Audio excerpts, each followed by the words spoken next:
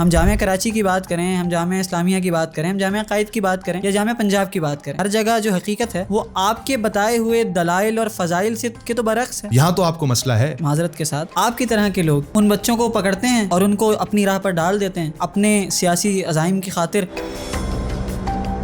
تعلیمی اداروں میں تو آپ نے یہ بھی فرمایا کہ آپ بچوں کو اپنے مذموم مقاصد کے لیے استعمال کرتے ہیں۔ تو اسٹیٹس یہ کہہ رہے ہیں، آپ کی کہانی کسی اور جانب ہمیں لے کر جا رہی ہے، تو ہم آپ کی بات کو مانیں یا پھر ان اسٹیٹس کو مانیں؟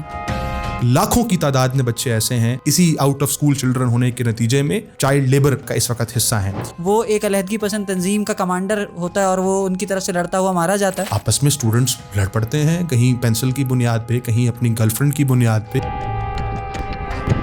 وہ ترقی جس کے خواب ہم بھی دیکھتے ہیں اور لوگوں کو دکھاتے بھی ہیں، کہیں گہرائیوں میں گرتی چلی جاتی ہے۔ اصل مسئلہ تو میں نے آپ کو بتایا کہ طلبہ یونین پر پابندی کا جو بنیادی مقصد ہے وہ کسی بھی طرح کی مزاحمت کو روکنا ہے۔ مسائل کا رونا ہے کہ جو ساری قوم رو ہی رہی ہے، تو آپ بھی اس میں ایک فرد کا اور ایک آواز کا اور ایک صدا کا اضافہ کرنا چاہتے ہیں۔ پسپا کر دیا جائے اور اتنا دیوار سے لگا دیا جائے کہ آپ کے پاس کوئی آپشن باقی نہ بچے، اس پرٹیکولر صورت میں آپ کے پاس ریٹیلیٹ کرنے کے علاوہ اور کوئی آپشن نہیں۔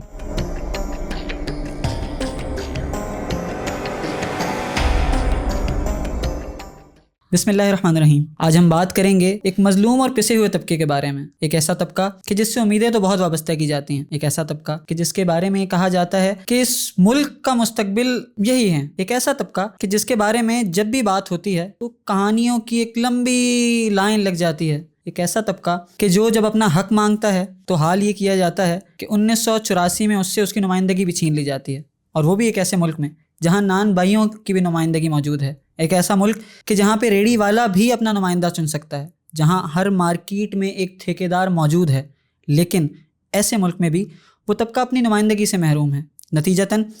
اس ملک میں کہ جس کی آبادی 23 کروڑ ہے، جس کا 64% یہ طبقہ ہے،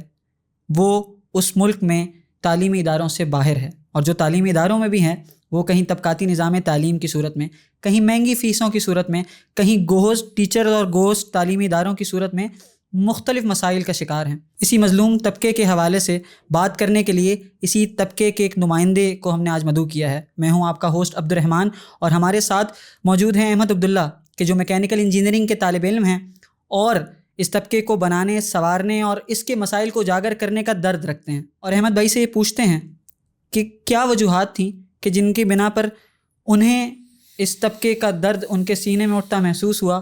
اور وہ کیا کہانی ہے کہ جس کے پس منظر میں وہ آج ان صداؤں کو بلند بھی کر رہے ہیں اور ان مسائل کو اجاگر کرنے کا حوصلہ اور جذبہ بھی رکھتے ہیں۔ بہت شکریہ جی، بسم اللہ الرحمن الرحیم۔ سب سے پہلے کہ آپ نے یہ موقع دیا کہ میں یہاں اسی مظلوم طبقے کی نمائندگی کروں جس کا بھی آپ نے ذکر کیا۔ میں اسلامی جمعیت طلبہ پنجاب شمالی کا ذمہ دار بھی ہوں، اور اسلامی جمعیت طلبہ پاکستان کی سب سے بڑی طلبہ تنظیم جو ہزاروں اور سینکڑوں نوجوانوں کی نمائندگی کرتی ہے اور تعلیمی اداروں میں اور ملک کے ہر گلی کوچے میں موجود ہے۔ آپ نے ذکر یہ کیا کہ مجھے کس چیز نے موٹیویٹ کیا کہ میں طلبہ کا نمائندہ بنوں اور میں طلبہ کی نمائندگی کروں۔ سچی بات تو یہ ہے کہ یہ شاید انسان کی فطرت میں شامل ہے۔ ظلم پھر ظلم ہے، بڑھتا ہے تو مٹ جاتا ہے، خون پھر خون ہے، ٹپکے گا تو جم جائے گا۔ ہم نے جب اس معاشرے میں اپنے ساتھ ناانصافی دیکھی، اپنے ساتھ ظلم دیکھا، وہ کہ ہمارے بارے میں بہت دعوے کیے جاتے ہیں کہ ہم ہی اس ملک کا مستقبل ہیں اور ہم نے اس ملک کو سنوارنا ہے اور ہم ہی اس ملک کی بھاگ دوڑ کو سنبھالنے والے ہیں، لیکن جب ہم نے اپنے ساتھ تعلیمی اداروں میں ناروا سلوک دیکھا، جب ہم نے یہ دیکھا کہ ہمیں تو اپنے نمائندے کو چننے کا حق بھی ہمارے پاس نہیں ہے، جب ہم نے یہ دیکھا کہ ہم اگر اپنے کسی مسئلے کو لے کر اہل اقتدار تک جاتے ہیں تو ہمارا نہ صرف منہ بند کروا دیا جاتا ہے بلکہ ہمیں دھمکیاں لگائی جاتی ہیں، تو اسی موقع پر مجھے یہ خیال آیا اور مجھ جیسے ہزاروں اور سینکڑوں نوجوانوں کو یہ خیال آیا کہ اب ہمیں اپنے لیے آواز بلند کرنی ہے۔ آپ نے مجھ سے پوچھا کہ میں نے اس سفر کا آغاز کیسے کیا۔ آج سے کم و بیش 8 یا 9 سال پہلے جب میں اپنی گریجویشن کی بالکل ابتدا میں تھا، مجھے یاد ہے کہ BS کے پہلے ہی سال میں میکینیکل انجینئرنگ اسلامک یونیورسٹی سے میں کر رہا تھا۔ ہمارا ابھی پہلا سیمسٹر اپنے اختتام کو پہنچ رہا تھا، تو پیپر سے غالباً 20 دن پہلے ایک نوٹیفیکیشن ہمیں تھما دیا جاتا ہے اور اس میں یہ کہا جاتا ہے کہ آپ کی فیسوں میں اضافہ کر دیا گیا ہے، آپ نے یہ اضافی فیس جو غالباً اس دور میں 20-21 ہزار روپے تھی، اگر یہ جمع کرائیں گے تو ہم آپ کو آپ کے امتحان میں بیٹھنے دیں گے، وگرنہ نہیں بیٹھنے دیں گے۔ تو چونکہ ہمیں تو بچپن سے لے کے ہمارے تعلیمی اداروں میں, ہمارے اسکول کالجز میں ہماری تو برین اسٹارمنگ ہی یہ کی جاتی ہے کہ بس انڈیویجولسٹک اپروچ کے ساتھ زندگی کو گزارنا ہے, اپنا کام بنتا اور بھاڑ میں جائے جنتا کا نظریہ ہمیں سکھلایا گیا ہے. تو قریب تھا کہ ہم بھی جا کر اپنے والد صاحب سے کچھ پیسے اضافی لیتے, وہ 20-21 ہزار روپے, اور جا کر فیس جمع کرا کے امتحان دینے کے لیے بیٹھ جاتے. کہ رستے میں ہمیں اپنی ہی ایک کلاس کا, مجھے اپنے ہی ایک کلاس فیلو سے میرا سابقہ ہوا, اور میں نے یہ دیکھا کہ وہ ایک کنارے پر بیٹھ کر, ایک کوریڈور کے بالکل نکڑ پر بیٹھ کر بہت ہی مدھم سی آواز سے رو رہے تھے. میں ان کے قریب گیا اور میں نے جا کر جب ان سے پوچھا کہ کیا ہوا, تو انہوں نے بتایا کہ میں نے اپنی والدہ کا زیور بیچ کر اپنے اس تعلیمی ڈگری کو شروع کیا تھا. ہم چونکہ پہلے سیمسٹر میں تھے, انہوں نے بتایا کہ میں نے اپنی والدہ کا زیور بیچ کر پہلے سیمسٹر کی فیس ادا کی, اور اس وعدے پر ادا کی تھی کہ اب اس کے بعد سے, یعنی دوسرے سیمسٹر سے, میں خود کماؤں گا اور اپنی فیس کو خود پے کروں گا, مجھے آپ کی اس سے زیادہ شاید کوئی امداد نہیں چاہیے ہوگی. اور ابھی جب سیمسٹر پہلا ختم بھی نہیں ہوا اور میرے پاس ابھی کوئی جاب بھی موجود نہیں ہے کہ جس سے میں اپنے اخراجات کو مکمل کر سکوں, تو میرے اوپر یہ 21,000 کا اضافی بوجھ ڈال دیا گیا ہے.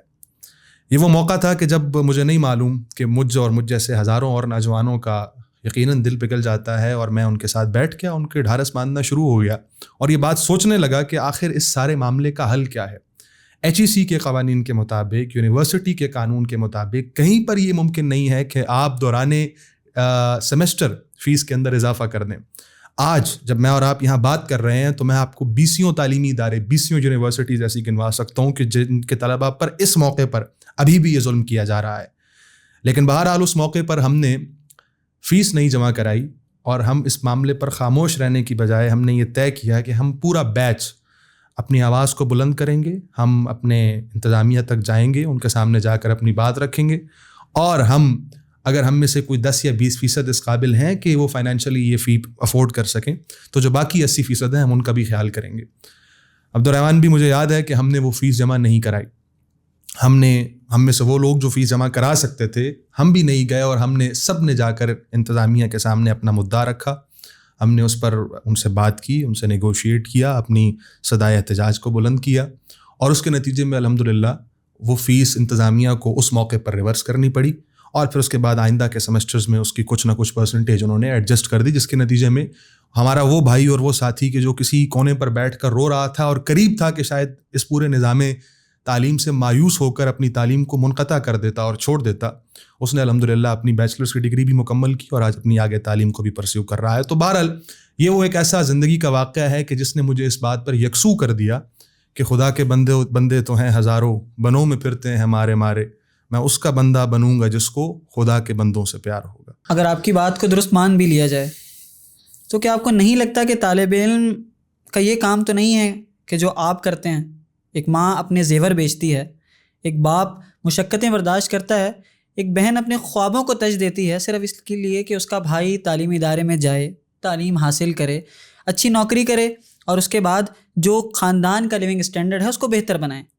آپ یا آپ کی کماش کے معذرت کے ساتھ آپ کی طرح کے لوگ ان بچوں کو پکڑتے ہیں اور ان کو اپنی راہ پر ڈال دیتے ہیں, اپنے سیاسی عزائم کی خاطر ان کی ڈگریوں کو داؤ پر لگا دیتے ہیں. تو کوئی آپ کا ساتھ کیوں دے گا؟ بلکہ once a wise man said and I quote, کوئی آپ سے پیار کیوں کرے گا؟ دیکھیے, آپ نے کہا کہ ماں اپنے زیور اس لیے بیچتی ہے کہ اس کے بچے آ کر پڑھیں. میرا خیال ہے میں اپنی بات سمجھانے میں ناکام رہا. ہم نے ایسا کوئی کام نہیں کیا, اسی واقعے کو اگر مثال بنا لی جائے, کہ جس کے نتیجے میں ماں کے وہ زیور رائے گاں چلے جائیں, بلکہ ہم نے وہ کام کیا کہ جس کے نتیجے میں وہ زیوروں کا بکنا اور اس کے نتیجے میں بچے کی فیس کی ادائیگی اور پھر اس کے تعلیمی کیریئر کو پرسیو کرنا, اس میں آسانی پیدا ہو. اور آپ نے دیکھا, میں نے آپ کو بتایا کہ اسی کے نتیجے میں الحمدللہ اس نے اپنی ڈگری کو پرسیو کیا. رہ گئی بات اس سوال کی جو آپ نے کیا, یہ عموماً سوال کیا جاتا ہے کہ بچے تو تعلیمی اداروں میں پڑھنے کے لیے آتے ہیں, اس سے کون انکار کرتا ہے؟ میں بھی تعلیمی ادارے میں پڑھتا ہوں اور میرا بھی یہی گمان اور یہی خیال اور اسی پر یکسوئی ہے کہ ہاں تعلیمی ادارے پڑھنے کے لیے ہوتے ہیں. لیکن میرا دوسرا سوال آپ سے یہ ہے, کیا اگر آپ کسی دن اٹھ کر یہ فیصلہ کرتے ہیں کہ میں نے آج صبح کا ناشتہ کرنا ہے اور دوپہر کا کھانا کھانا ہے اور رات کا کھانا کھانا ہے, تو کیا اس دن آپ پھر اور کوئی دوسرا کام نہیں کرتے؟ آپ نماز نہیں پڑھتے, آپ صبح اٹھ کر اپنے والدین سے بات نہیں کرتے, آپ اپنے روزگار پر نہیں جاتے, آپ کیا کچھ بھی اور نہیں کرتے. تو دیکھیے یہ تمام چیزیں یہ انسانی معاشرے کا حصہ ہیں. جب آپ کسی سماج میں رہتے ہیں تو اس سماج میں ظالم کے خلاف صدائے احتجاج بلند کرنا یہ کسی تنظیم یا کسی قماش کا کام تو قطعاً نہیں ہے جس طرح آپ نے ذکر کیا. یہ تو ہر انسان کے اوپر بالکل ویسے ہی لازم ہے جیسے اللہ نے فرمایا الذین مکناہم فی الارض اقاموا الصلاۃ وآتوا الزکوٰۃ امر بالمعروف ونہی عن المنکر. یعنی یہ تو بحیثیت انسان, پھر بحیثیت مسلمان, پھر بحیثیت پاکستانی, بحیثیت ایک اس سماج کا حصہ ہم میں سے ہر شخص پر لازم ہے کہ ہم جہاں پر کوئی بہرا روی دیکھیں, جہاں پر کوئی ظلم دیکھیں, اس کے خلاف صدائے احتجاج بلند کریں. دوسری بات, تعلیمی ادارے ہوتے ہیں کیریکٹر بلڈنگ کے لیے. اگر تعلیمی اداروں کا مقصد صرف یہ تصور کر لیا جائے کہ آپ نے ایک پیس آف پیپر, ایک ڈگری, جو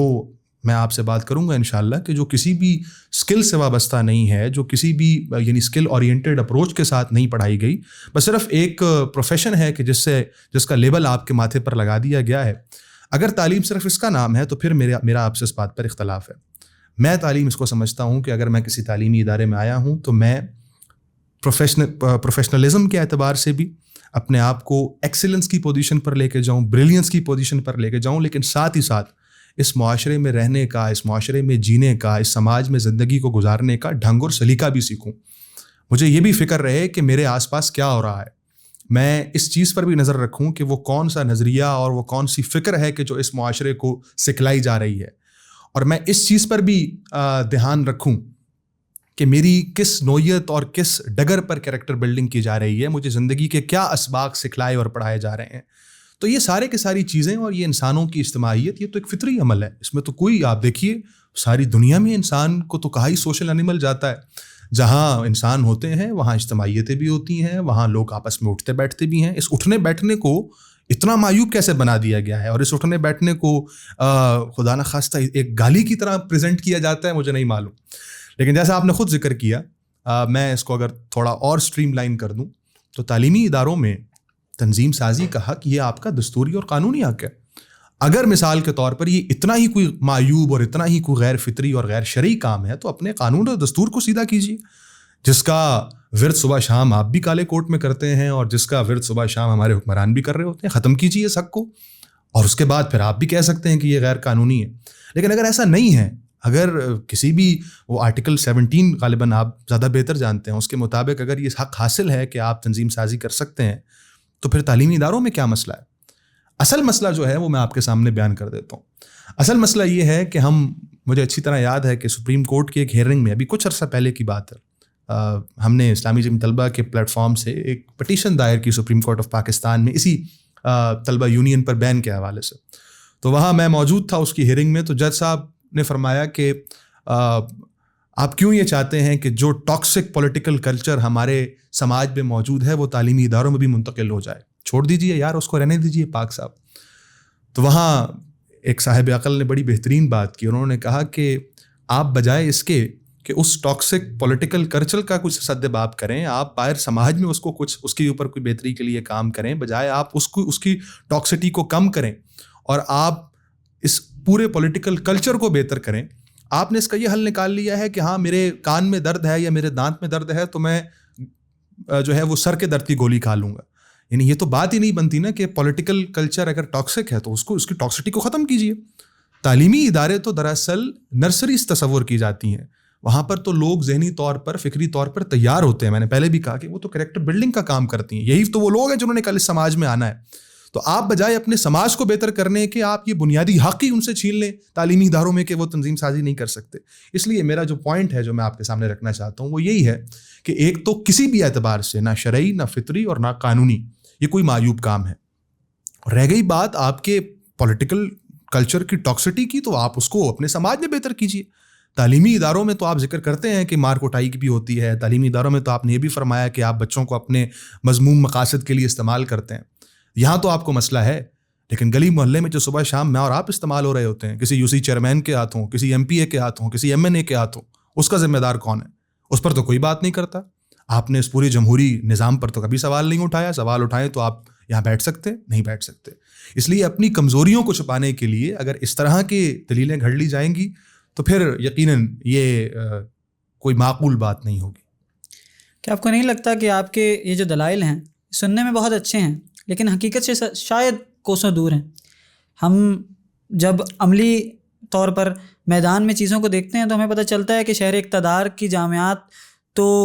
مختلف قومیتوں سے تعلق رکھنے والے لوگوں کا جو خوبصورت گلدستہ ہوا کرتی تھیں، پھر آپ جیسے لوگوں کی وجہ سے وہاں پہ تشدد بھی ہوا، پرتشدد کارروائیاں بھی ہوتی ہیں۔ ایسی جامعات کے جہاں پہ طلبہ تنظیموں کا یہ ناسور موجود ہے، وہ جامعات اب کسی طالب علم کے لیے کہ جو اپنی زندگی اچھی بنانا چاہتا ہے، کہ جو تعلیم حاصل کرنا چاہتا ہے، جو کو کریکولر ایکٹیویٹیز کرنا چاہتا ہے، اس کے لیے تو جانے کے قابل ہی نہیں ہیں۔ ہم جامعہ کراچی کی بات کریں، ہم جامعہ اسلامیہ کی بات کریں، ہم جامعہ قائد کی بات کریں یا جامعہ پنجاب کی بات کریں، ہر جگہ جو حقیقت ہے وہ آپ کے بتائے ہوئے دلائل اور فضائل سے کے تو برعکس ہے۔ اس حوالے سے کیا کہیں گے آپ؟ دیکھیے، دراصل بات یہ ہے کہ اگر آپ اس کو اسٹوڈنٹ آرگنائزیشنس کے ذمہ ڈالتے ہیں، اس سارے امر کو، اس سارے ایڈمنسٹریٹو فلاء کو اگر آپ طلبہ تنظیموں کے سر ڈالتے ہیں، تو میرا پہلا اختلاف تو آپ سے یہی ہے۔ تعلیمی اداروں میں رولز اینڈ ریگولیشنز کو فالو کروانا، تعلیمی اداروں میں ڈیکور کو برقرار رکھنا، یہ ایڈمنسٹریشن کی ذمہ داری ہوتی ہے، اور ایڈمنسٹریشن ہی یہ کلچر ڈیولپ کرتی ہے تعلیمی ادارے میں جس میں قانون کو پرسیو کیا جاتا ہے، قانون کو فالو کیا جاتا ہے، قانون کا احترام کیا جاتا ہے۔ میں آپ کو ایک چھوٹی سی مثال صرف اس لیے دیتا ہوں تاکہ آپ بات کو سمجھ سکیں۔ دیکھیے، طلبہ یونین پر جو پابندی لگی وہ 1984 میں لگی، ضیاء الحق نے وہ پابندی لگائی۔ آج اس بات پر کنسنسس موجود ہے، آپ کے پارلیمان میں یہ بات ہو چکی ہے کہ وہ اپنے چند سیاسی مقاصد کو حاصل کرنے کے لیے تھی۔ ظاہر ہے آپ کے خلاف اگر کوئی توانا آواز اٹھ رہی ہو، جب آپ نے سیاسی آوازوں کو خاموش کروا دیا ہو، جب آپ کے سیاسی جو عمائدین ہیں وہ مصلحت کا شکار ہو گئے ہوں، اور وہاں پر ایک کمیونٹی اٹھے، ایک طبقہ اٹھے جو بڑا طاقتور طبقہ ہے، جس کے ہاتھ میں بڑی طاقت ہے، جس کے ارادوں میں بڑی پختگی ہے، جب وہ فیصلہ کر لے تو پھر وہ بڑے سے بڑے پہاڑ کو عبور کر لیتا ہے۔ تو اس نے جب ضیاء الحق نے یہ دیکھا کہ اس کے خلاف ایک توانا آواز اٹھ رہی ہے، اس نے پابندی لگا دی۔ تو چلیے اس پابندی سے پہلے اور اس پابندی کے بعد کا ذرا تھوڑا سا انالیسس کر لیتے ہیں۔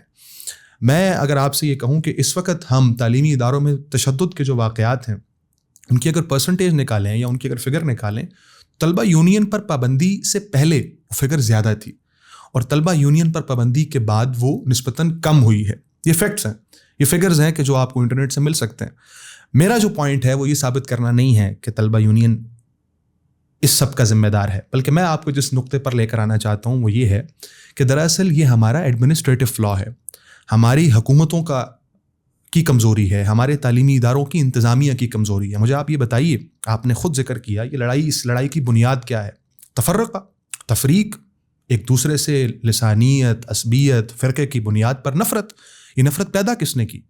یہ نفرت پیدا میں نے اور آپ نے اس تعلیمی ادارے کے انتظامیہ کو پیدا کرتے ہوئے دیکھی۔ آپ نے ان جتنے تعلیمی اداروں کا نام لیا، میں آپ کو بالترتیب گنوا سکتا ہوں۔ آپ کو جامعہ پنجاب کے مجاہد کامران صاحب یاد نہیں ہیں، آپ کو جامعہ اسلامیہ کے معصوم یاسین زئی صاحب یاد نہیں ہیں، آپ کو جامعہ کراچی کے اندر وہ سارے واقعات یاد نہیں ہیں کہ جب کلاشنکوف کلچر کو یہاں عام کیا گیا۔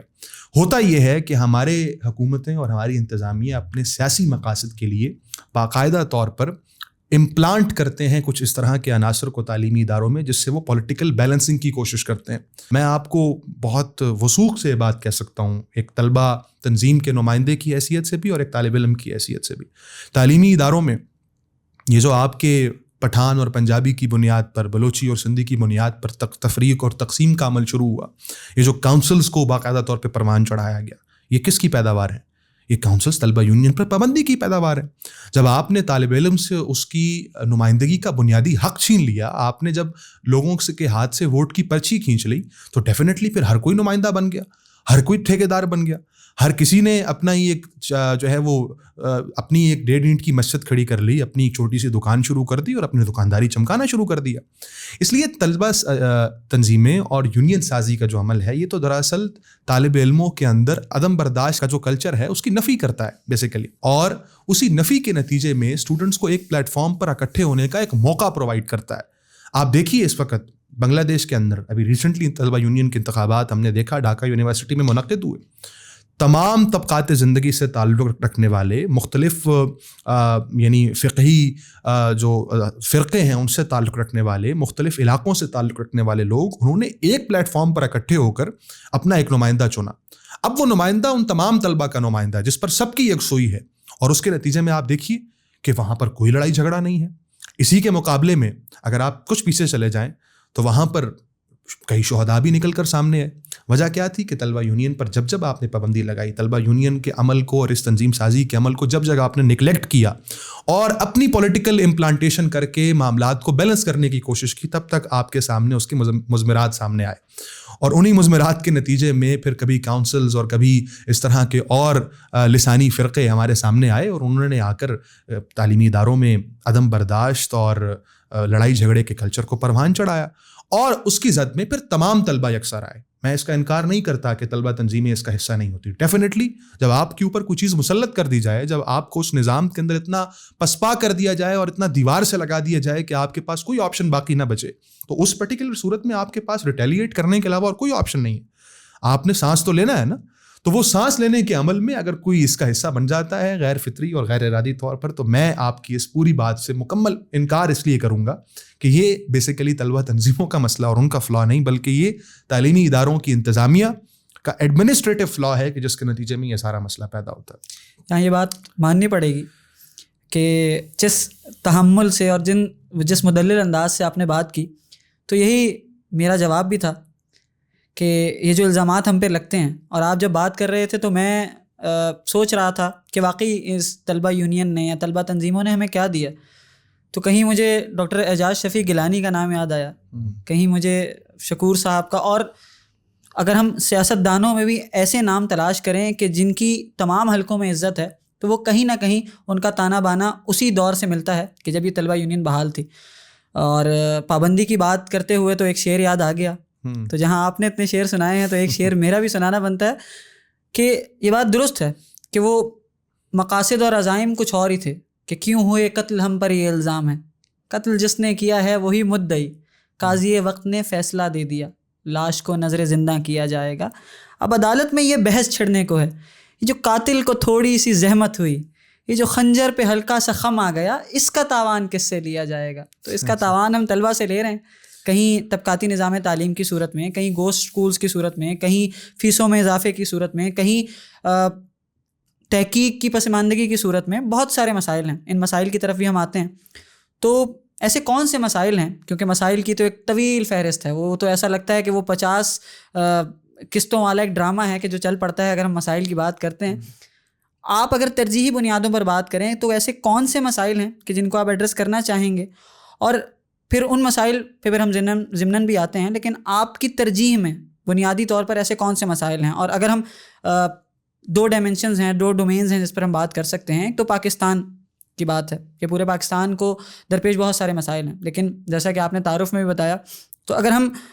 آپ کی ذمہ داری کی حد تک رہیں, ہم اس صوبے کی حد تک رہیں, آپ کیا سمجھتے ہیں کہ ایسے کون سے مسائل ہیں جو طلبہ کو بہت زیادہ افیکٹ کرتے ہیں اور ان کو ترجیحی بنیادوں پر حل کیا جانا ضروری ہے؟ دیکھیے, بنیادی طور پر تو میں روٹس میں جاؤں گا, میں جڑوں میں جاؤں گا. ٹھیک ہے, ہم بجائے کہ کوئی ضمن میں بات کریں, اصل مسئلہ ہمارے نظام تعلیم کا ہے. ہمارا یہ تعلیمی نظام دراصل اس میں فلاز ہیں. اصل مسئلے کی جڑ یہی ہے. ٹھیک ہے, آپ نے ذکر کیا نا کہ وہ قاتل کو ذرا سی زحمت نہ ہو. اصل میں اسی بات کو آگے بڑھاتا ہوں کہ ہمارے ہاں مسئلہ یہ ہے کہ ہمارے ہاں تعلیم بھی سیاست کی بھینٹ چڑھ گئی ہے, اور سیاست کو ہمارے ملک میں اتنا یعنی بد کردار کر دیا گیا ہے, اس کو اتنا خراب کر دیا گیا ہے, اتنا برا پریزنٹ کر دیا گیا اور اتنا برا بنا دیا گیا ہے کہ اس کی زد میں آنے والی ہر چیز تباہ ہو چکی ہے. ٹھیک ہے, اس وقت ہم طلبہ یونین کا ذکر کر رہے تھے, آپ نے کہا کہ بہت ساری باتیں ہو سکتی ہیں. میں بہت ساری باتیں نہیں کرتا, میں آپ سے کھل کے بات کرتا ہوں. اصل مسئلہ تو میں نے آپ کو بتایا کہ طلبہ یونین پر پابندی کا جو بنیادی مقصد ہے وہ کسی بھی طرح کی مزاحمت کو روکنا ہے. وہ اپنے اس ظلم کے نظام کو, جس کی لاٹھی اس کی بھینس کے نظام کو اپنی ہی چھتری کے نیچے پروان چڑھانا اور اتنا مضبوط اور مستحکم کر دینا مقصد ہے کہ جس کے نتیجے میں آپ کے سامنے پھر کھڑا ہونے والا کوئی باقی نہ بچے. مجھے آپ بتائیے, آپ نے 2-4 نام لیے, میں 2-4 اضافی لیتا ہوں. آپ مجھے یہ بتائیے کہ طلبہ یونین پر پابندی لگا دی جائے گی تو تب ہی تو آپ کی سیاست کے اندر یہ نیپو کڈز آگے بڑھ پائیں گے, تب ہی تو یہ نیپوٹزم پرسیو کی جا سکتی ہے, تب ہی تو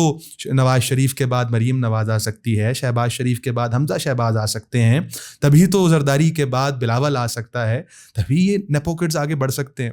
اگر کوئی مجھ جیسا آ جائے گا, اگر کوئی آپ جیسا آ جائے گا, اگر کوئی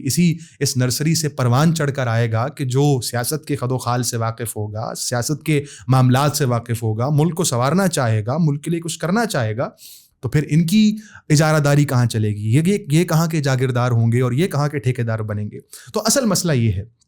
آپ کے تعلیمی نظام کو سیاست کی بھینٹ چڑھا دیا گیا. میں اگر کچھ سیدھا مسائل آپ کے سامنے گنواؤں تو طبقاتی نظام تعلیم سب سے پہلا مسئلہ ہے. میں ابھی ریسنٹلی ایک بلاگ پڑھ رہا تھا اور اس میں یہ بات لکھی ہوئی تھی کہ پاکستان میں بے روزگاری اور پنجاب میں ظاہر بالخصوص بے روزگاری ایک بہت بڑا مسئلہ ہے. آج کا نوجوان تعلیمی ادارے سے جب فارغ ہوتا ہے تو اس کے پاس کوئی وے فارورڈ نہیں ہوتا. تو میں پڑھ یہ رہا تھا کہ پاکستان کے اندر انفارچونیٹلی ایک طبقہ ایسا ہے، ہمارے طلباء کا ہی ایک طبقہ ایسا ہے کہ جس کے لیے یہ مسئلہ کوئی مسئلہ ہی نہیں.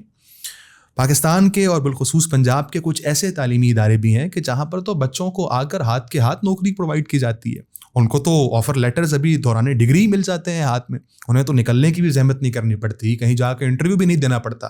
بلکہ ان کو تو بڑی بڑی کمپنیز اور بڑی بڑی انڈسٹریز تعلیمی اداروں سے آ کر ہی اٹھا لیتے ہیں. یہ کون لوگ ہیں؟ یہ وہ لوگ ہیں کہ جو پر سیمسٹر 5-5 6-6 10-10 لاکھ کی فیس افورڈ کر سکتے ہیں. تو ہمارا پہلا مسئلہ یہی ہے، ہمارا پہلا اختلاف یہی ہے کہ پاکستان میں تعلیم کو پیسوں کے ساتھ تولا جاتا ہے. اگر آپ تعلیم کو پیسہ دے کر افورڈ کر سکتے ہیں تو آپ کے لیے مواقع بھی بھرپور ہیں. یہ جو بے روزگاری کا مسئلہ ہے، جو ان امپلائمنٹ کا مسئلہ ہے، یہ دراصل مڈل کلاس کیڈر اور اس سے نیچے والوں کے لیے ہے. جو ایلیٹ تعلیمی ادارے ہیں، جو ایلیٹ کلاس ہے، ان کے لیے تو بے روزگاری کوئی مسئلہ نہیں ہے. تو یہ ہمارا پہلا اختلاف ہے. پھر اگر آپ طبقاتی نظام تعلیم کو کچھ مزید میں آپ کے سامنے ایکسپلور کروں یا ایکسپلین کروں تو بیسیکلی آپ کا آغاز کریکولم سے ہوتا ہے. جب آپ کے ایک صوبے کے اندر اور آپ کے ایک ملک کے اندر، پھر اس کے بعد آپ اس کو بالعموم دیکھ لیں، کئی کریکولمس کو پرسیو کیا جاتا ہو، کئی ایسے نصاب ہوں کہ جن کو آپ کی اپنی مرضی سے، یعنی جہاں جو پڑھانا چاہتے ہیں، جہاں تصویر کا جو رخ دکھانا چاہتے ہیں، اس حساب سے آپ کا تعلیمی نظام سیٹ اپ ہو. پھر اس تعلیمی نظام کو ریگولیٹ کرنے کے لیے مختلف اتھارٹیز اور مختلف باڈیز ہوں. ہر ڈویژن کی سطح پر ایک باڈی ہو جو اپنے حساب سے ہی نظام کو چلا رہی ہو، ان کے اپنے اصول و ضوابط ہوں، ان کو کوئی پوچھنے والا نہ ہو، ان کا کوئی آڈٹ کرنے والا نہ ہو. تو اس کے نتیجے میں ظاہر ہے کہ جو نظام پھر بن کر آپ کے سامنے آئے گا وہ ڈیفینیٹلی اس میں بہت سارے فلاز ہوں گے. میں آپ کو، یعنی ہمارے ہاں یہ بات عام ہے اور یہ بات قبول کر لی گئی ہے طبقے کے اندر کہ اگر کوئی بچہ فیڈرل بورڈ کے کسی تعلیمی ادارے سے، جہاں جو فیڈرل بورڈ سے الحاق شدہ ہے، اگر وہاں سے تعلیم حاصل کر رہا ہے تو اس کا انٹلیکچوئل لیول، اس کی انڈرسٹینڈنگ کی کیپیسٹی وہ بالکل مختلف ہوگی. اور اگر وہی بچہ کہیں سکھر کے کسی بورڈ سے پڑھ رہا ہے، وہی بچہ کہیں کسی گجرانوالا بورڈ سے پڑھ رہا ہے، کسی فیصل آباد بورڈ سے، تو اس کی کیپیسٹی اور اس کی چیزیں بالکل مختلف ہوں گی. تو ہمارا جو پہلا مسئلہ ہے، جو ہمارا پہلا ایشو ہے بحیثیت طالب علم، وہ یہ طبقاتی نظام تعلیم ہے. جب سب کو برابر مواقع فراہم نہیں کیے جائیں گے، جب سب کو ایکول اپرچونیٹیز نہیں ملیں گی، تو اس کے نتیجے میں جو کھیپ آپ پیدا کریں گے اس کے اندر شدید قسم کا ایک یعنی وہ پوٹینشلی مختلف جگہوں پر کھڑے ہوئے ہوں گے. تو یہ آپ کا ایک بنیادی مسئلہ ہے. ٹھیک ہے. پھر اسی مسئلے کے نتیجے میں جب آپ چیز کو آگے بڑھاتے ہیں اور کسی بھی طرح سے اس پورے نظام تعلیم سے گزر کر آگے آ جاتے ہیں تو پھر اس کے نتیجے میں آپ کو اپرچونیٹیز نہیں ملتی. یعنی جب آپ بمشکل اپنے آپ کو، اپنی تعلیم کو، بلکہ میں اس کو اور بھی آپ کے لیے آسان کر دیتا ہوں، اسی طبقاتی نظام تعلیم کے نتیجے میں ہم نے یہ دیکھا کہ حکومت اپنی کمزوریوں کو چھپانے کے لیے اس موقع پر تعلیمی اداروں کی پنجاب کے اندر بالخصوص نجکاری کی بات کر رہی ہے. بلکہ پہلے مرحلے میں تو 13,000 تعلیمی ادارے، 13,000 سکولز ایسے ہیں پنجاب بھر میں کہ جن کی نجکاری کو منظور کر لیا گیا ہے. اور پہلے مرحلے میں 4,000 تعلیمی ادارے آلریڈی پرائیویٹائز ہو چکے ہیں. 4,000 کے قریب سکولز ایسے ہیں جو پرائیویٹائز ہو چکے ہیں. تو ایک تو پہلے ہی یہ تعلیم خال خال آپ کو میسر تھی، یعنی آپ نے تو اسلام آباد اور آپ نے تو اگر 2-4 کوئی اور بڑے شہر جا کر دیکھ لیے اور ان شہروں کے بھی کچھ مین ایریاز کو دیکھ کر یہ سمجھ لیا کہ پنجاب کے اندر تو کوئی مسئلہ نہیں. جیسے آپ مجھ سے پہلے ذکر کر رہے تھے کہ اگر پنجاب کا موازنہ باقی صوبوں سے کریں تو آپ تو بہت اچھے ہیں. تو دراصل یہ جو بہت اچھے ہیں کہ یہی چند بڑے شہر ہیں، یہ اسلام آباد، یہ پنڈی، یہ گجرات، اور ان کے بھی چند علاقے ہیں کہ جہاں پر یہ تعلیم کسی نہ کسی سٹینڈرڈ پر بہرحال پوری اترتی ہے. کئی دیہات ایسے ہیں، کئی معززات ایسے ہیں، انہی بڑے شہروں کے ساتھ منسلک اور ملحقہ کئی علاقے ایسے ہیں کہ جہاں پر درجنوں کی تعداد میں گوسٹ سکولز موجود ہیں. ایک رپورٹ کے مطابق 1.8 ملین گوسٹ اسٹوڈنٹس اس وقت پنجاب بھر کے اندر رجسٹر رپورٹ ہوئے ہیں. یہ پنجاب ایجوکیشن ڈپارٹمنٹ کی اپنی رپورٹ ہے. یہ کون لوگ ہیں؟ اسی کے نتیجے میں اسی کی طرز پر آپ کے گوسٹ ٹیچرز بھی ہوتے ہیں، آپ کے گوسٹ اسکولز ہوتے ہیں. آپ کے پرائیویٹس کو، اپنا سرکاری اسکولوں کو کسی جاگیردار اور کسی وڈیرے کا طبیلہ بنا دیا جاتا ہے. وہاں اس کی بھینسیں باندھ دی جاتی ہیں. یہ ایسے ہی پنجاب میں ہو رہا ہے, ٹھیک ہے. وہاں پر آپ دیکھتے ہیں کہ کسی کے بڑے وڈیرے اور جاگیردار کے شادی کے فنکشن ہو رہے ہوتے ہیں, وہاں دیگیں بانٹی جا رہی ہوتی ہیں, وہاں عرس چل رہے ہوتے ہیں, وہاں بہت ساری اور چیزیں چل رہی ہوتی ہیں. تو یعنی جو دوسرا مسئلہ ہے اسی طبقاتی نظام تعلیم, چونکہ ایک نظام موجود نہیں ہے, ایک نصاب اور ایک نظام کی عدم موجودگی کے نتیجے میں اور ریگولیٹری باڈی نہ ہونے کے نتیجے میں یہ جو دوسرا مسئلہ پیدا ہوتا ہے وہ یہ گوسٹ اسکولز اور گوسٹ اسٹوڈنٹس کا اور گوسٹ ٹیچرس کا مسئلہ ہے. یہ ہمارا دوسرا بہت بڑا مسئلہ ہے, ٹھیک ہے. پھر اسی کے نتیجے میں جو تیسرا مسئلہ پیدا ہوتا ہے وہ آؤٹ آف اسکول چلڈرنس کا ہے. یعنی اس وقت پنجاب بھر میں ایک رپورٹ کے مطابق تقریباً 9.6 ملین اسٹوڈنٹس بچے ایسے ہیں کہ جو آؤٹ آف اسکول چلڈرنس ہیں, ٹھیک ہے. اور ان میں سے تقریباً 6.4 ملین ایسے ہیں کہ جو کبھی اسکول, جنہوں نے کبھی اسکول کا منہ بھی نہیں دیکھا, جو نیور ٹو اسکول کی کیٹیگری میں آتے ہیں, ٹھیک ہے. تو یہ آپ کے پنجاب کے اندر یہ صورتحال ہے. اتنی بڑی تعداد میں بچے وہ ہیں, اور جب یہ بچے تعلیمی اداروں میں نہیں جائیں گے, جب یہ بچے تعلیم حاصل نہیں کریں گے تو پھر کیا ہوگا؟ پھر اسی کے نتیجے میں چائلڈ لیبر کا مسئلہ آپ کے سامنے آئے گا. اس وقت پنجاب بھر میں لاکھوں کی تعداد میں بچے ایسے ہیں جو 5 سال سے لے کے 17 سال کی عمر کے ہیں, یا 5 سال سے لے کے 15 سال کی عمر کے ہیں, کہ جو اسی آؤٹ آف اسکول چلڈرن ہونے کے نتیجے میں چائلڈ لیبر کا اس وقت حصہ ہیں. اور اس کے نتیجے میں ہم دیکھتے ہیں کہیں کسی اشارے کے اوپر, کہیں کسی ورک شاپ پر, کہیں کسی ہوٹل پر وہ کام کرنے پر مجبور ہیں. اور وجہ کیا ہے؟ وجہ اسی تعلیم کی عدم دستیابی ہے. وہ تعلیم کے جو بحیثیت انسان اور بحیثیت پاکستان کے شہری ہمارا کنسٹیٹیوشنل رائٹ ہے, اور حکومت کا بنیادی فرض اور فریضہ ہے کہ وہ ہر بچے کو ایٹ لیسٹ ایک مخصوص سطح, یعنی سیکنڈری لیول تک یا پرائمری لیول تک تعلیم, ان کو اچھی تعلیم میسر کرے اور ان کو اچھی تعلیم کا ایک کہ جو ہے وہ مواقع فراہم کرے. جب آپ دیکھتے ہیں کہ وہ موجود نہیں ہے یہ سارا نظام, تو اس کے نتیجے میں آؤٹ آف اسکول چلڈرنز اور اس کے نتیجے میں چائلڈ لیبر کا مسئلہ یہ ایک بہت بڑا مسئلہ ہے. یہی وہ لوگ ہیں, یہی وہ بچے ہیں کہ حالات کی مجبوریوں کے پیش نظر کل کو ہم دیکھتے ہیں کہ کسی ہوٹل سے نکل کر چوری چکاری کا کام بھی شروع کر دیتے ہیں, کسی ریاست مخالف ایجنڈے کا بھی حصہ بن جاتے ہیں, اور اس کے نتیجے میں ایک درد سر بن جاتے ہیں ریاست کے لیے. اصل مسئلہ تو یہی ہے کہ اگر آپ بحیثیت ریاست آپ ماں کا کردار ادا نہیں کریں گے, آپ ان کو جو ہے وہ اکوموڈیٹ نہیں کریں گے, تو پھر کوئی اور انہیں اکوموڈیٹ کرے گا. اس پیٹ کے لیے, اس پیٹ کی آگ کو بجھانے کے لیے کچھ نہ کچھ تو کرنا ہے نا. تو یہ ایک تیسرا بہت بڑا, اسی نظام تعلیم کی خرابی کی وجہ سے یہ تیسرا ایک بہت بڑا ہمارا مسئلہ ہے. اور اسی طرح یہ بہت لمبی فہرست ہے, اگر ہم اس پہ ڈسکس کرتے جائیں تو اور بھی بہت سارے نکات ہیں. ہم اسٹیٹس کی اگر بات کریں تو آپ نے بہت سارے مسائل گنوائے, لیکن جب میں اسٹیٹس چیک کرتا ہوں تو مجھے پتہ چلتا ہے کہ پاکستان میں 3,13,000 کے قریب تعلیمی ادارے جو مختلف مراحل کے ہیں وہ موجود ہیں, اور ان میں سے 56% جو ہے وہ پبلک سیکٹر سے تعلق رکھتے ہیں. پرائیویٹ سیکٹر کے تو اتنے نہیں ہیں. ہم طلباء کی بات کریں تو اس میں بھی 60% سے زائد انہی پبلک سیکٹر کے تعلیمی اداروں میں جو مختلف مراحل کے ہیں, جامعات, اسکولز, پرائمری, سیکنڈری, اس میں تعلیم حاصل کر رہے ہیں. ہم UNDP کی رپورٹ کو لے لیتے ہیں. UNDP کی 2020 کی رپورٹ کی اگر ہم بات کریں تو وہ کہتا ہے کہ 64% آپ کی جو یوتھ ہے, اور یوتھ سے یہاں مراد 30 سال سے کم عمر کے جو لوگ ہیں, 30 سال سے کم عمر لوگوں میں سے 60% لوگ تقریباً اربن ایریاز میں رہتے ہیں, اور باقی 40% جو ہے وہ رورل ایریاز میں رہتے ہیں. UNDP کی یہی رپورٹ کہتی ہے کہ آپ کے 70% لوگ جو ہے وہ لٹریٹ کی کیٹیگری میں آتے ہیں. UNDP کی یہی رپورٹ کہتی ہے کہ 52% لوگوں کے پاس سیل فونز موجود ہیں, اور 15% کے لگ بھگ جو ہے وہ انٹرنیٹ ایکسیس بھی رکھتے ہیں. تو اسی طرح اور بہت ساری چیزیں مختلف NGOs کی رپورٹس میں ہیں. پھر ہم گراس انرولمنٹ ریشو کی اگر ہم بات کریں تو ہمیں پتہ چلتا ہے کہ پرائمری لیول پر تقریباً 78% جو ہے وہ جو بچے ہیں وہ تعلیمی اداروں کا حصہ بنتے ہیں, وہ ان کی انرولمنٹ ہوتی ہے. تو اسٹیٹس یہ کہہ رہے ہیں, آپ کی کہانی کسی اور جانب ہمیں لے کر جا رہی ہے, تو ہم آپ کی بات کو مانیں یا پھر ان اسٹیٹس کو مانیں؟ وہ ایک شعر ہے نا کہ بنے ہیں اہل ہوس مدعی بھی منصف بھی, کسے وکیل کریں کس سے منصفی چاہیں. اصل مسئلہ یہ ہے کہ آپ کے یہاں لٹریسی کی ڈیفینیشن کیا ہے. آپ اس کو لٹریٹ کہتے ہیں جو اپنا نام لکھ سکتا ہے یا اپنا نام لکھنا جانتا ہے, ٹھیک ہے.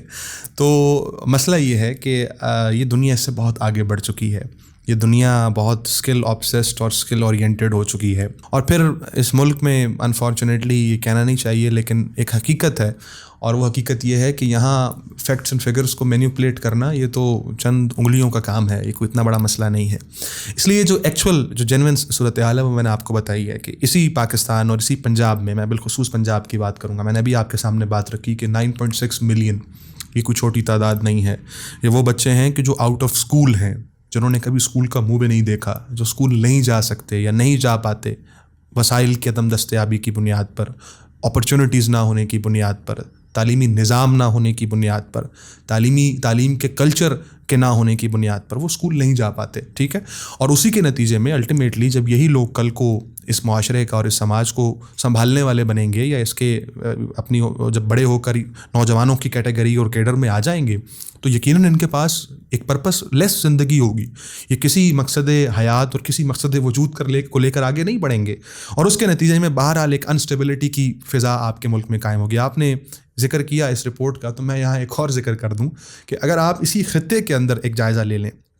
تو شاید افغانستان کے علاوہ باقی کوئی ایسا ملک, بنگلہ دیش اور نیپال اور بھارت اور جتنے ممالک ہمارے ارد گرد موجود ہیں, اگر ان کے ساتھ آپ کوئی کمپیریزن کریں تو آپ کو معلوم ہوگا کہ ہم ان سب سے بہت نیچے ہیں اور ان سب سے بہت پیچھے ہیں. افغانستان سے کچھ بہتر ہیں, اور افغانستان کی تو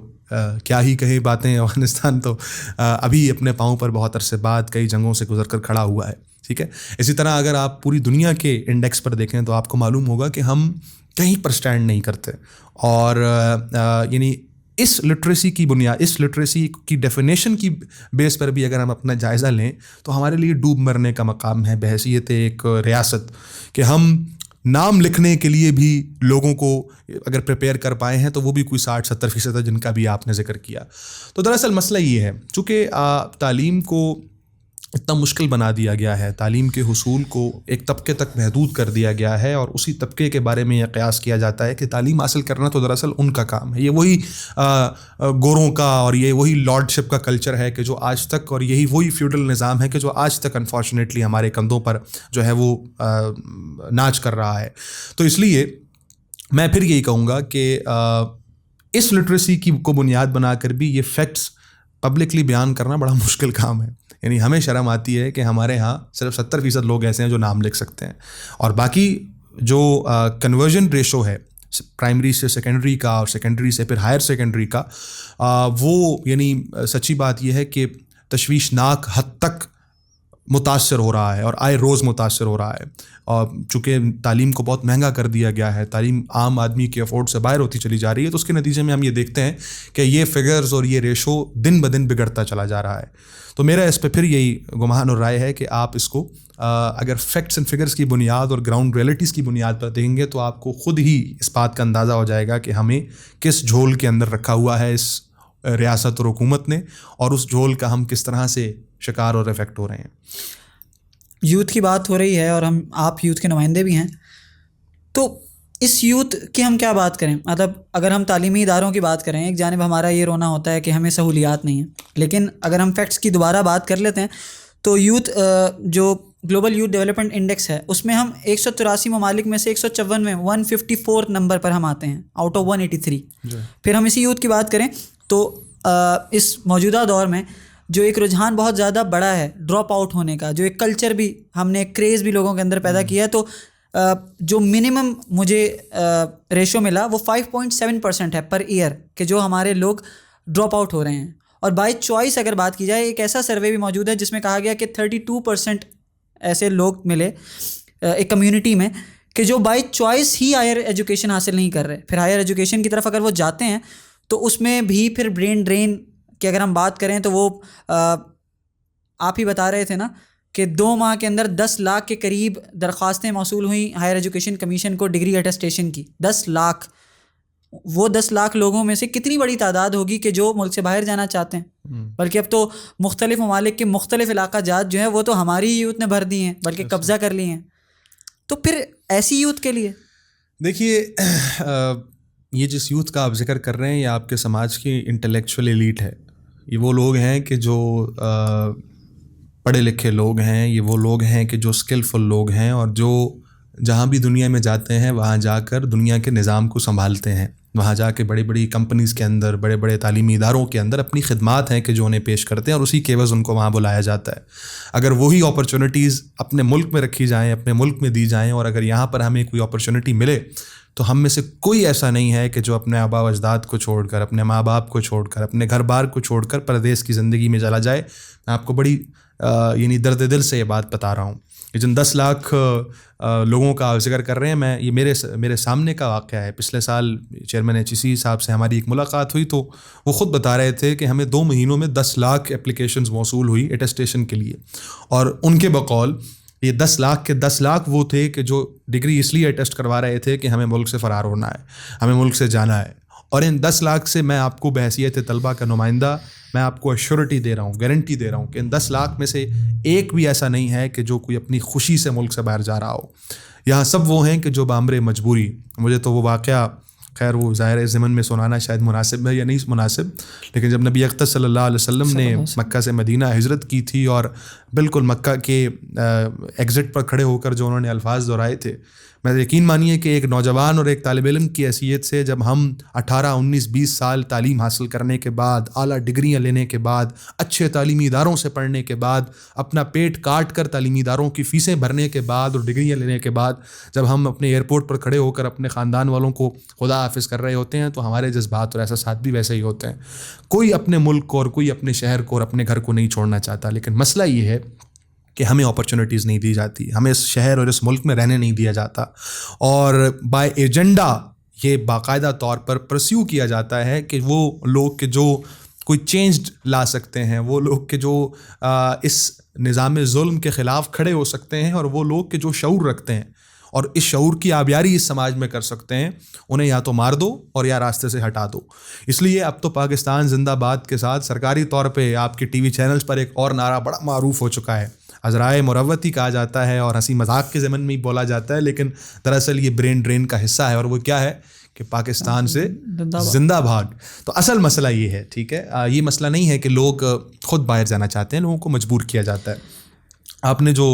پہلا سوال کیا تھا کہ غالباً UNDP کی کوئی ایک رپورٹ ہے جس کے مطابق ہم 184 میں سے 153 ہیں، تو میں اس کا قصوروار کسے ٹھہراؤں؟ آپ مجھے بتائیے نا. کیا اگر کسی گھر کا نظام درہم برہم ہو جائے تو اس کے پیچھے ذمہ دار قصوروار ماں باپ کو ٹھہرایا جاتا ہے یا ان کم سن بچوں کو کہ جو ابھی شعور ہی نہیں رکھتے؟ تو اس لیے مسئلہ یہ ہے کہ ہمارے ہاں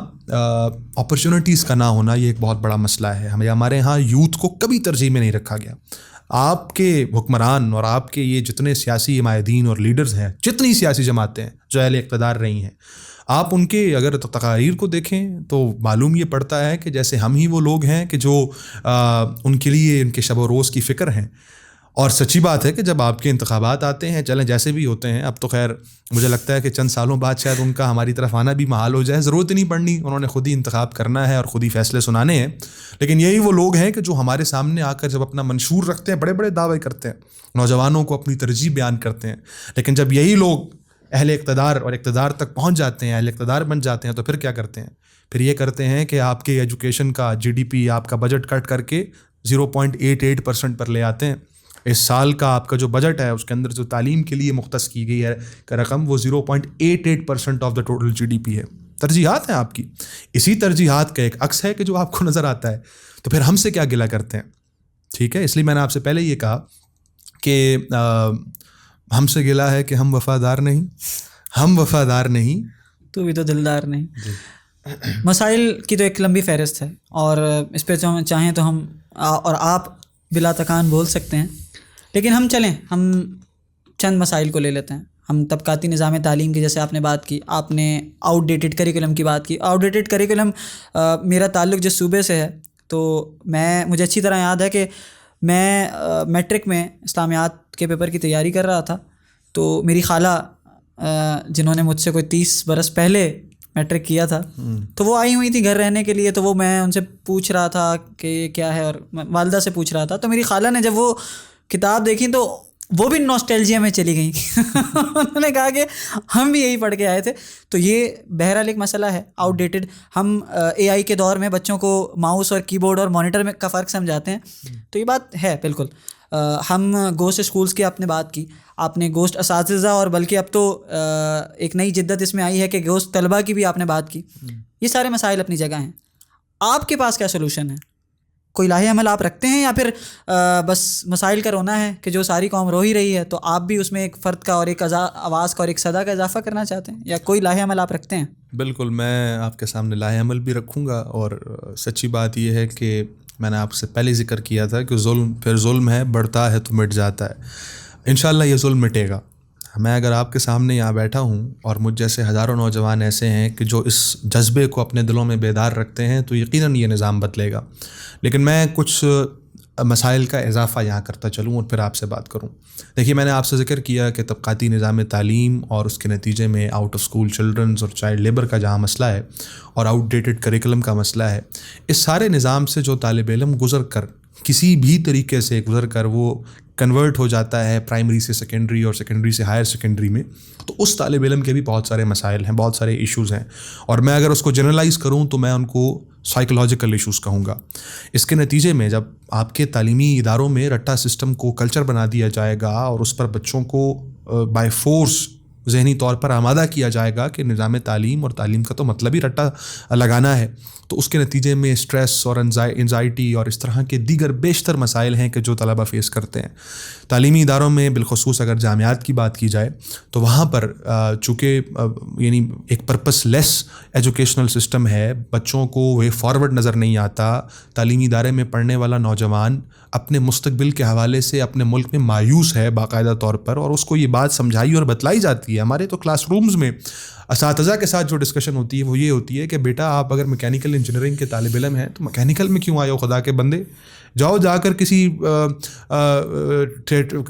نکڑ پر جا کے کوئی ٹھیلا لگا لو، تم اتنے کما لو گے اور تم اتنے بنا لو گے. یہ کس چکر میں پڑ گئے ہو؟ یہ تو بالکل، یہ تو اس کا تو اسکوپ ہی کوئی نہیں ہے. یہ اس کی بنیاد پر ایک یعنی ایک سٹریس کا مسئلہ، انزائٹی کا مسئلہ، ڈپریشن کے ایشوز ہیں کہ جس سے اس وقت کا نوجوان گزر رہا ہے. اور یہ سب کے سب دراصل اگر کسی ایک مسئلے کے ساتھ اس کو ایفیلیٹ کیا جائے تو وہ مایوسی ہے. جب آپ کے سماج میں مایوسی کا ڈیرا ہو اور جب آپ کے سماج میں مایوسی لوگوں کے دلوں میں بیٹھ جائے اور دماغوں پر قبضہ کر لے تو اس کے نتیجے میں پھر آپ کا کوئی کام ٹھیک سیدھا نہیں ہوتا، کوئی کام ٹھیک نہیں ہوتا. بالکل اسی طرح میں اگر آپ سے ذکر کروں تو اسی یہ سارے یعنی نظام تعلیم کے نتیجے میں منشیات کا کلچر ہے کہ جو تعلیمی اداروں میں عام ہے. میں ایک ریسنٹ رپورٹ پڑھ رہا تھا جو دی نیوز پر شائع ہوئی، اور اس کے مطابق پاکستان اسلام آباد بالخصوص اور پھر پنجاب بالعموم کے جو ایلیٹ ایجوکیشنل انسٹیٹیوشنز ہیں وہاں پر ایک سروے کروایا گیا اور معلوم یہ پڑا کہ 75% آف دا فیمیل اسٹوڈنٹس وہ ریگولر ڈرگ ایڈکٹ ہیں، منشیات کے اندر اس حد تک انوالو اور انڈلج ہیں کہ وہ یعنی ایک عادی مجرم بن چکی ہیں اس معاملے کو لے کر. اور تقریباً 45% میل اسٹوڈنٹس ہیں کہ جو منشیات کے عادی ہو چکے ہیں. اور اسی طرح سے اگر آپ اوورال بھی دیکھیں تو معلوم یہ پڑتا ہے کہ 25 سے 30% نوجوان ایسے ہیں کہ جو یونیورسٹیز کے اندر آ کے ڈرگ ایڈکٹ بنتے ہیں اور پھر اس کے نتیجے میں ساری زندگیوں کو تباہ کر دیتے ہیں، خاندانوں کو تباہ کر دیتے ہیں، خاندانی نظام کو تباہ کر دیتے ہیں. تو یہ منشیات بھی اسی کا سائیڈ افیکٹ ہے. بالکل اسی طرح اگر آپ دیکھیں تو اس سارے تعلیمی نظام کے فلاء کے نتیجے میں اور یہ ساری کیفیت جو میں نے آپ کے سامنے بیان کی، اسی کا جو اگلا مرحلہ ہے وہ تعلیمی اداروں کا انوائرمنٹ ہے. تعلیمی اداروں کے انوائرمنٹ اور تعلیمی اداروں کے کلچر کو یہ سارا کا سارا معاملہ تباہ کن حد تک افیکٹ کر رہا ہے. اسی مایوسی کے نتیجے میں، اسی ڈرگ ایڈکشن کے نتیجے میں، اسی منشیات کا اڈا بن جانے کے نتیجے میں، اسی پرپس لیس ایجوکیشن کے نتیجے میں اور اسی بچوں کو محض ایک فیکٹری کے اندر ایک طرف سے داخل کر کے اور دوسری طرف سے کورے کاغذ کے نتیجے میں نکالنے کے اس پورے معاملے کے نتیجے میں ہم یہ دیکھتے ہیں کہ تعلیمی اداروں کا کلچر بہت خراب ہو چکا ہے. تعلیمی اداروں میں بلنگ کا کلچر ہے، تعلیمی اداروں میں دھونس جمانے کا کلچر ہے، تعلیمی اداروں میں بچوں کو جس طرح آپ نے ذکر کیا نا کہ ایک فیشن بنا دیا گیا ہے ڈراپ آؤٹ ہونے کا. یہ بچوں کی ایک مٹیریلسٹک بنیادوں پر برین اسٹارمنگ کا مسئلہ ہے اس ملک کے اندر کہ جس ملک کو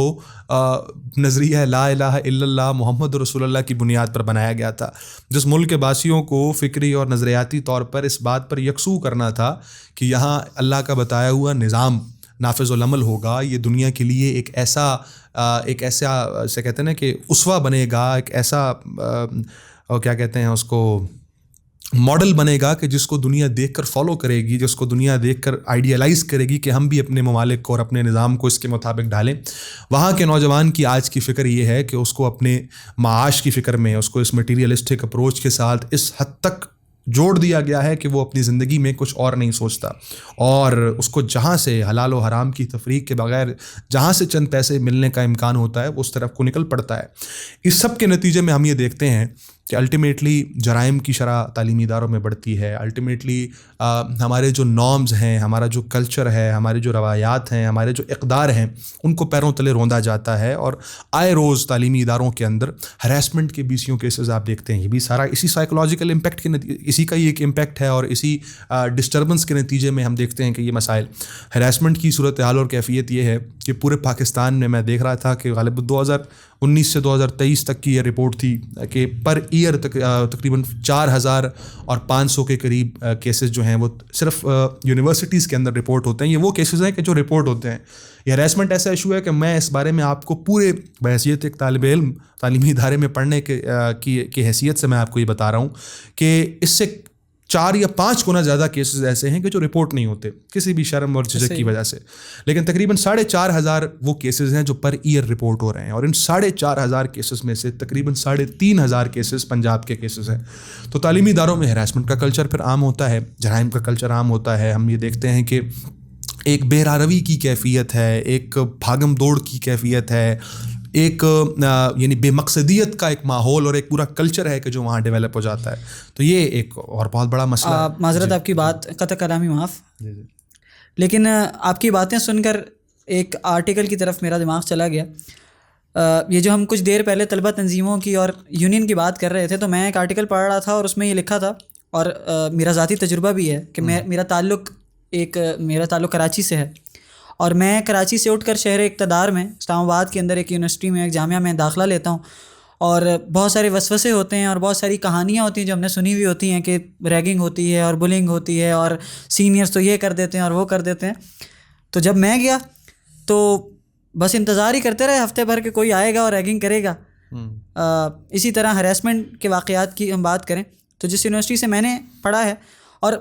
میں جس آرٹیکل کی طرف آپ کو لے جانا چاہتا ہوں یا حوالہ دے رہا تھا, تو اس میں ایک بہت مزے کا سروے تھا کہ تمام ایسی جامعات کہ جس میں کوئی تنظیم جو نظریاتی تنظیم ہے وہ موجود ہو, تو وہاں پہ اس طرح کے واقعات, چاہے وہ منشیات کے حوالے سے ہوں, وہ ہراسمنٹ کے حوالے سے ہوں, وہ بلنگ کے حوالے سے ہوں, وہ اسٹوڈنٹ ٹیچر کوآپریشن کے حوالے سے ہوں, یا وہ اسٹوڈنٹس کے مسائل کے حوالے سے ہوں, ان کی شرح کم ہے. اور یہاں پہ جمعیت کو کریڈٹ نہ دینا, اسلامی جمعیت طلبہ کو, یہ زیادتی ہوگی کہ وہ تعلیمی ادارے, اور یہ تو لوگ مانتے بھی ہیں, بسا اوقات اس کا اقرار نہیں کرتے لیکن یہ مانتے ہیں, ایک مسلمہ حقیقت ہے کہ جن تعلیمی اداروں میں اسلامی جمعیت طلبہ ہے وہاں پہ آپ کو ہراسمنٹ کے کیسز نہیں ملیں گے, وہاں پہ آپ کو منشیات کے کیسز نہیں ملیں گے. ہاں دوسرے کچھ کیسز ملیں گے, بہرحال غنڈہ گردی کے, لوگوں کو چائے پینے سے روکنے کے, لوگوں کو ساتھ نہ بیٹھنے دینے کے, بہرحال اس کی طرف ہم نہیں جاتے, لیکن اس طرح کے مسائل آپ کو نہیں ملیں گے. اور یہی بات, اور ہم صرف اسلامی جمعیت طلبہ تک, بہرحال وہ ایک میجر اسٹیک ہولڈر ہے, لیکن ایسے بھی تعلیمی ادارے ہیں مختلف تعلیمی یونیورسٹیز بھی اور کالجز بھی کہ جہاں پہ کوئی بھی نظریاتی تنظیم ہے,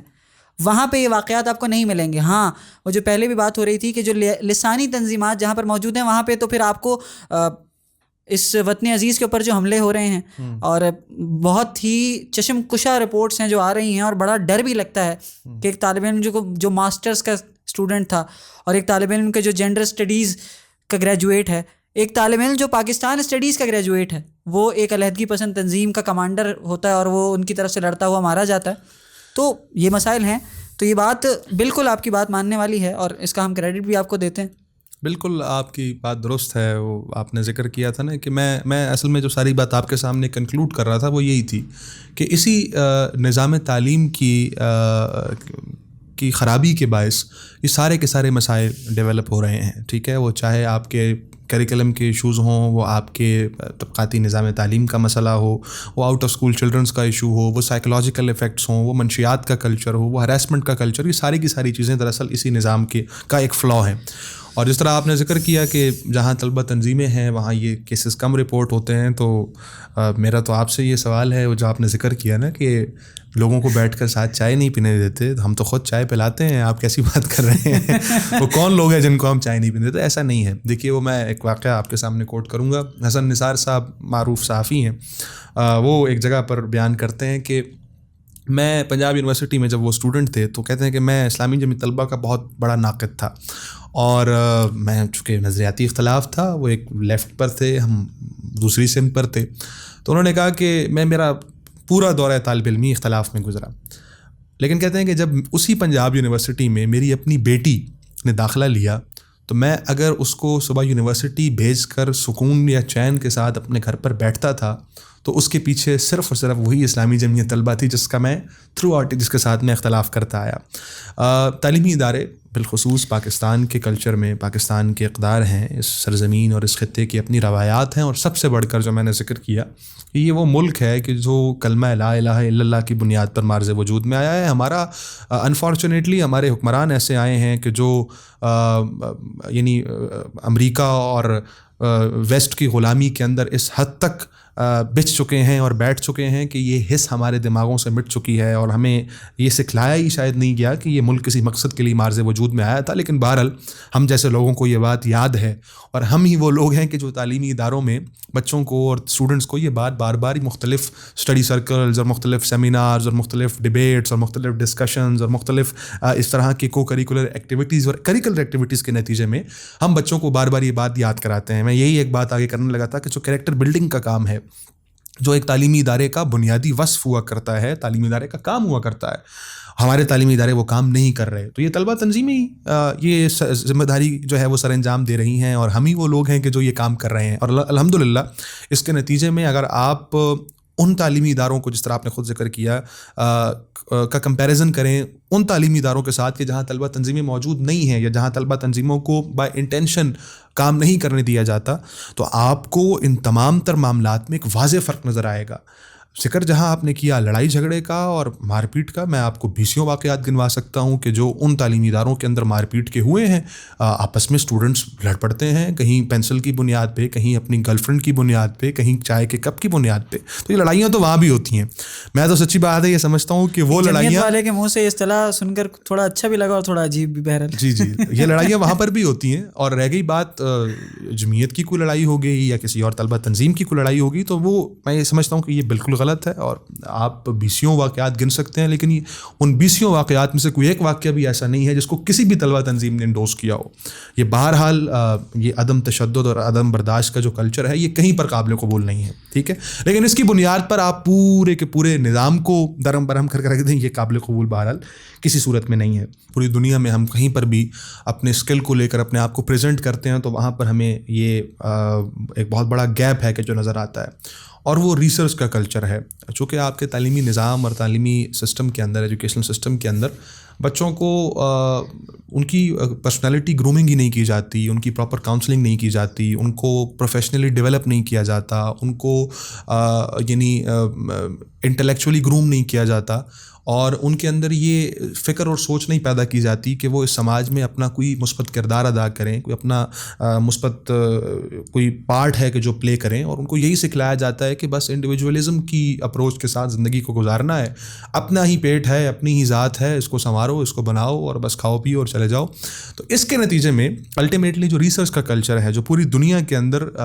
ہمارے ہی بہت سارے پاکستانی ہیں کہ جو بہت اچھی ریسرچز کر رہے ہیں، بہت نامور ریسرچرز ہیں پوری دنیا کے اندر، اپنے ملک میں آ کر معاملہ اس طرح کا ہے کہ یہاں پر ہم دیکھتے ہیں کہ کسی موضوع پر کوئی ریسرچ کنڈکٹ نہیں کی جاتی، اور اس کے نتیجے میں آپ کا نظام تعلیم آؤٹ ڈیٹ ہو چکا ہے۔ تو یعنی وہ سارے مسائل ہیں جس کو میں نے آپ کے سامنے چیدہ بیان کیا۔ اسی میں ایک میں اضافہ کرتا چلوں، جی یہ ریسرچ کی آپ نے بات کی، تو آج سے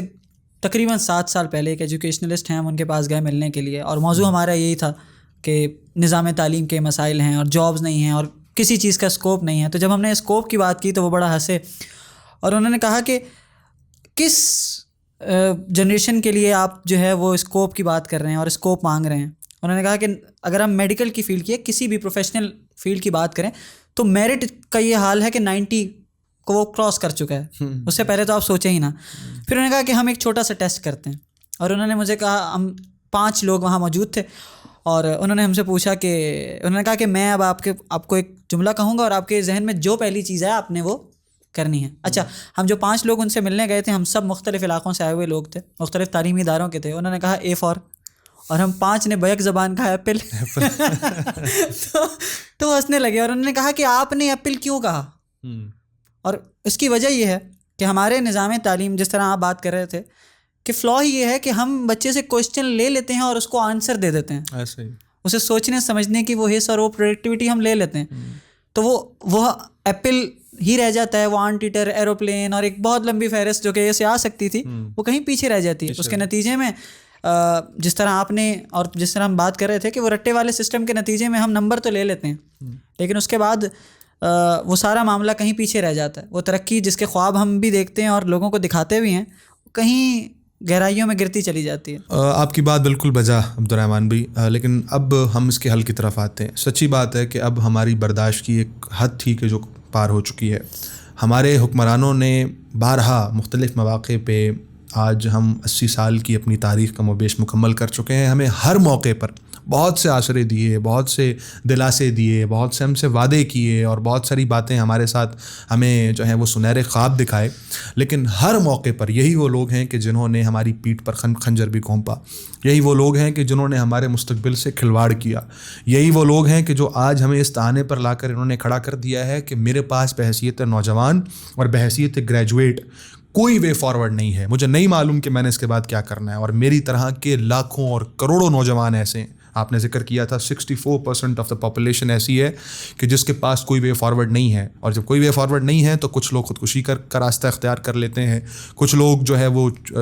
ڈکیتی اور چوری کا راستہ اختیار کر لیتے ہیں, کوئی کسی جا کر مسلح تنظیم میں کمانڈر بن جاتے ہیں اور کوئی اس ملک سے فرار ہو جاتے ہیں. اس لیے اب اس سارے نظام کو ختم ہونا ہے, اب اس سارے نظام کو بدلنا ہے. ہم نے اس کے خلاف کھڑا ہونا ہے. میں مجھے خوشی ہے کہ اس جن زی نے یہ منظر بھی اپنی آنکھوں سے دیکھ لیا کہ جہاں یہ جن زی معروف اس بابت تھی کہ یہ دن میں 4-4 5-5 گھنٹے انسٹاگرام پر اسکرولنگ کرتی ہے, وہیں اب اس کا ایک تعارف یہ بھی ہے کہ اس نے بنگلہ دیش میں, اس نے نیپال میں, اس نے دنیا کے اس پورے منظرنامے اور بالخصوص اگر آپ حماس میں کی طرف آپ غزہ میں جا کر دیکھیں تو یہی وہ جنریشن زی ہے کہ جو جب کھڑی ہو جاتی ہے, جب کسی بات پر ڈٹ جاتی ہے, جب کسی کام کو کرنے کا فیصلہ کر لیتی ہے تو پھر اس کے سامنے بڑے بڑے جو بندوقوں والے ہیں اور بڑے بڑے جو حکومتوں والے ہیں وہ بھی نہیں کھڑے ہو پاتے. قطع کلامی معاف, لیکن سواری میرے پاس موجود ہے اور میں اسی پر گھر جانا چاہوں گا. ہم اس خول سے بھی اب نکلنا چاہتے ہیں. ہمیں بہت سواریاں بھیجی جاتی ہیں اور ہمارے ہر اس نوجوان کے گھر سواری بھیج دی جاتی ہے کہ جو کوئی اس طرح کی بات کرتا ہے. لیکن اٹھاؤ لاکھ دیواریں, طلوع سحر تو ہوگا, یہ شب کے پاس باں کب تک نہ ہم کو راستہ دیں گے. ہمیں تو شوق ہے اہل جنو کے ساتھ چلنے کا, نہیں پرواہ ہمیں یہ اہل دانش کیا سزا دیں گے. اور ہمارے ذہن میں آزاد مستقبل کا نقشہ ہے. ہم اب رکیں گے نہیں, ہم اب تھمیں گے نہیں. ہم انشاءاللہ اس سرزمین پنجاب سے, جس کے بارے میں یہ کہا جاتا ہے کہ جب پنجاب جاگتا ہے تو پاکستان جاگتا ہے, اب ہم اٹھیں گے. ہم پنجاب کے طلباء اپنی آواز میں آواز کو ملائیں گے. ہم ایک پلیٹ فارم پر مجتمع ہوں گے, کسی تفریق کے بغیر, کسی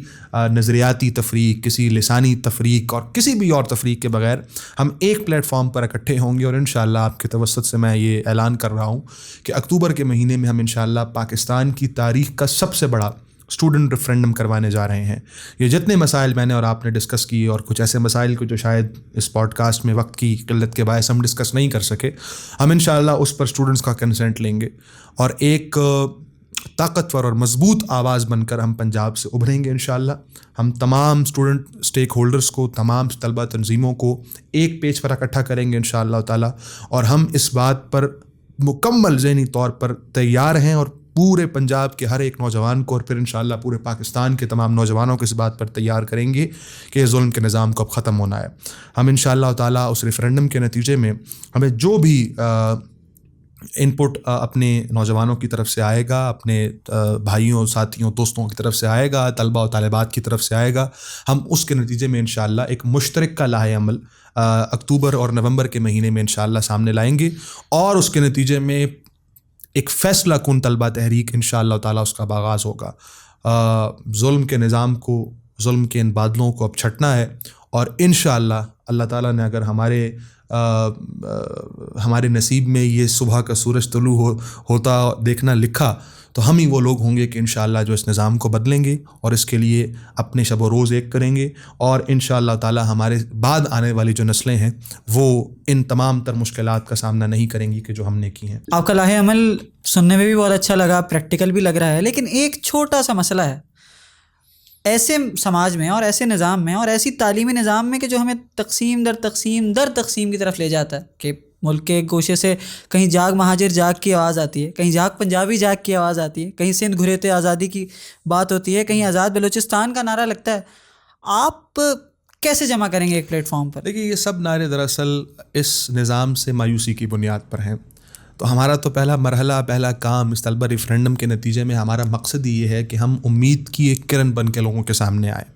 ہم طلوع سحر کی طرح لوگوں کے سامنے آئیں، اور ہم اپنے نوجوانوں کو، اپنے اس یوتھ کو ایک امید کا پیغام دیں کہ یہ ملک تمہارا ہے، تم ہو پاسباں اس کے، اور یہ جو چند گھروں تک اور چند محفلوں اور چند بیٹھکوں تک اس ملک کا نظام اب جا چکا ہے اور محدود ہو چکا ہے، اس کو اب بدلنا ہے، اور ہم اس ملک کے اصل اسٹیک ہولڈرز۔ رہ گئی بات مختلف طبقات میں بٹنے کی، تو اس میں تو کوئی شک نہیں کہ ہمارے سر پر بیٹھا جو حکمران طبقہ ہے وہ تو یہی چاہتا ہے، وہ تو ڈیوائڈ اینڈ رول کی پالیسی پر شروع سے لے کے آج تک کام کر رہا ہے اور بڑی کامیابی سے کر رہا ہے۔ لیکن ہم انشاءاللہ اس موقع پر، اس ریفرینڈم کے بعد، ہم آل پارٹیز کانفرنس کے نتیجے میں تمام اسٹوڈنٹ آرگنائزیشنس کو، تمام اسٹیک ہولڈرز کو انشاءاللہ ایک پلیٹ فارم پر اکٹھا کریں گے۔ میں اس پوڈ کاسٹ کے توسط سے سب کو دعوت دے رہا ہوں۔ یہ کسی طلبہ تنظیم کا ریفرینڈم نہیں ہے، یہ کسی ایک خاص نظریے سے تعلق رکھنے والے لوگوں کا کوئی ریفرینڈم نہیں ہے، یہ کسی سیاسی جماعت کا کوئی ریفرینڈم نہیں ہے، کسی پولیٹیکل مقصد کے لیے نہیں، بلکہ یہ اسٹوڈنٹس کا، خالصتاً اسٹوڈنٹس کا اور نوجوانوں کا ایک ریفرینڈم ہے، طلبہ و طالبات کا ریفرینڈم ہے، اور اسی ریفرینڈم کے نتیجے میں انشاءاللہ جو بھی ہمارے پاس آؤٹ پٹ آئے گا، ہم اپنے آئندہ کے لاہ عمل کا اعلان کریں گے اور مشترکہ طور پر کریں گے۔ یہ کسی طلبہ تنظیم کا لاہ عمل نہیں ہوگا، یہ کسی ایک اسٹوڈنٹ آرگنائزیشن کا نہیں، بلکہ یہ طلبہ کا لاہ عمل ہوگا، اور طلبہ کا جب لاہ عمل آتا ہے تو پھر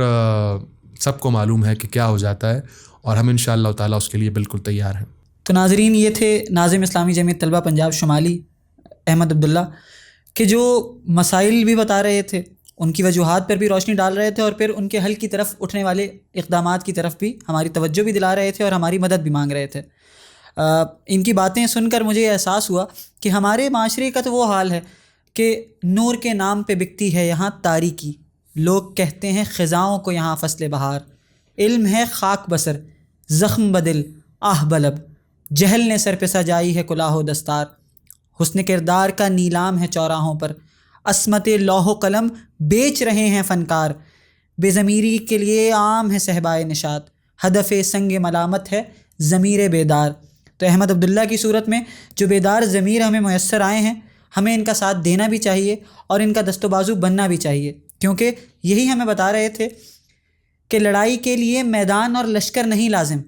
سنان و گرز و شمشیر و تبر خنجر نہیں لازم، بس ایک احساس لازم ہے کہ ہم بعدین ہیں دونوں، نفی عین عین و سر بسر ضدین ہیں دونوں۔ آپ کی سماعتوں کا، آپ کے وقت کا بہت بہت شکریہ۔ ہم اس سیشن کو، اس پوڈ کاسٹ کو یہیں اختتام کی طرف لے کر جاتے ہیں، اس التجا کے ساتھ کہ مزید ظلم کا حصہ مت بنیے، مزید ظلم سہیے مت، کیونکہ ظلم سہنے سے بھی ظالم کی مدد ہوتی ہے۔ اٹھیے، اپنی آواز کو اپنا ہتھیار بنائیے اور احمد عبداللہ جیسے نوجوانوں کا ساتھ دیجیے۔ بہت شکریہ۔